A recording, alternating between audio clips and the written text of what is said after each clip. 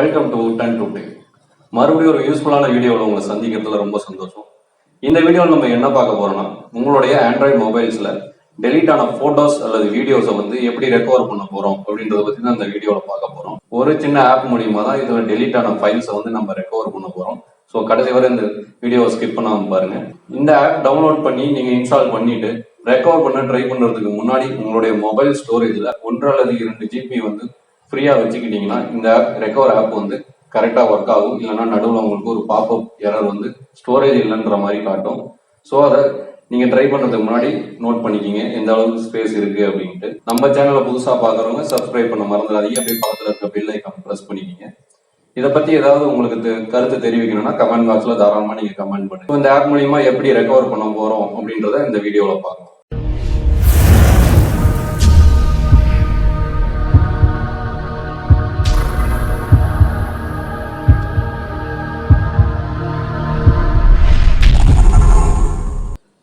உங்கள் மொபைலில் Google play store open பண்ணதுக்கப்புறம் சர்ச் பாரில் ஹாப்பி ஆப்ஸ் ஃப்ரீ அப்படின்னு டைப் பண்ணிங்கன்னா உங்களுக்கு அந்த ஆப் வந்து ஷார்ட் அவுட் ஆகி ஃபர்ஸ்ட்டில் வந்துடும்.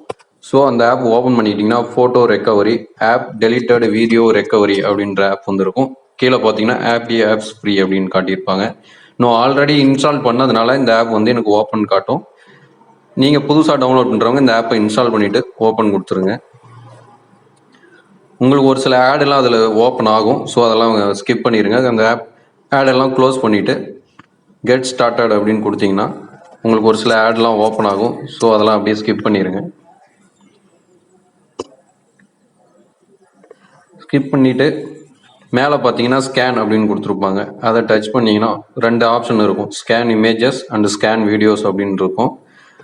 உங்களுக்கு எது தேவையோ, அதாவது இமேஜஸ் அல்லது வீடியோஸ் டெலீட் ஆனது எதை ரெக்கவர் பண்ணணும்னு நீங்கள் விரும்புகிறீங்களோ அதை டச் பண்ணிவிட்டு ஓப்பன் பண்ணிடுங்க. ஏன்னா இந்த ஆப் வந்து கண்டெய்ன் ஆப்ஸ் அப்படின்னு அவங்களே கொடுத்துருக்காங்க. ஸோ இந்த ஆப் நீங்கள் ஒவ்வொரு டைமும் யூஸ் பண்ணுறப்போ இடையில ஆட்ஸ் வரும். நீங்கள் அதை ஸ்கிப் பண்ணிடுங்க. அந்த ஆட்ஸ் எல்லாமே ஸ்கிப் பண்ணிடுங்க. ஸோ பண்ணிட்டீங்கன்னா உங்களுக்கு ஆட்டோமேட்டிக்காக இமேஜஸ் வந்து ஸ்கேன் ஆகும். அதாவது இது வரைக்கும் உங்கள் மொபைலில் நீங்கள் டெலீட் பண்ண ஃபோட்டோஸ் வந்து ஸ்கேன் ஆகிட்டு இருக்கும். என்னென்னலான்றது அதனுடைய டெலீட் ஆன ஃபைல்ஸை வச்சு, அதாவது உங்களுடைய ஸ்டோரேஜை வச்சு அந்த ஸ்கேனிங் டைம் வந்து கொஞ்சம் மாறும். அது டெலீட் ஆனதை நீங்கள் வச்சுருக்க ஃபோட்டோ ஸ்கேனிங் டைம் வந்து ரொம்ப கம்மியாக தான் எடுத்துக்கும். ரொம்ப அதிகமாக இருந்ததுன்னா இது சர்டன் டைம் வந்து எடுத்துக்கும் அந்த ஸ்டோரேஜுக்கு தகுந்த மாதிரி. அது வரைக்கும் நீங்கள் கண்டிப்பாக வெயிட் பண்ணி தான் ஆகணும்.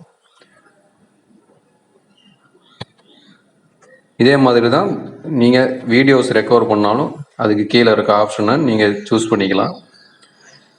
ஸோ இது ரொம்ப நேரம் ஓடும். இது முடிஞ்சதுக்கப்புறம் உங்களுக்கு ஷார்ட் அவுட் ஆகி இந்த மாதிரி ஃபைல்ஸ்லாம் காட்டும், நீங்கள் என்னெல்லாம் டெலீட் பண்ணியிருக்கீங்கன்னு. ஸோ நீங்கள் அதை எது வேணுமோ அதை மட்டும் செலக்ட் பண்ணிவிட்டு ரீஸ்டோர் கொடுத்தீங்க அப்படின்னா உங்களுடைய மொபைல் ஸ்டோரேஜில் வந்து அது ஸ்டோர் ஆகிடும்.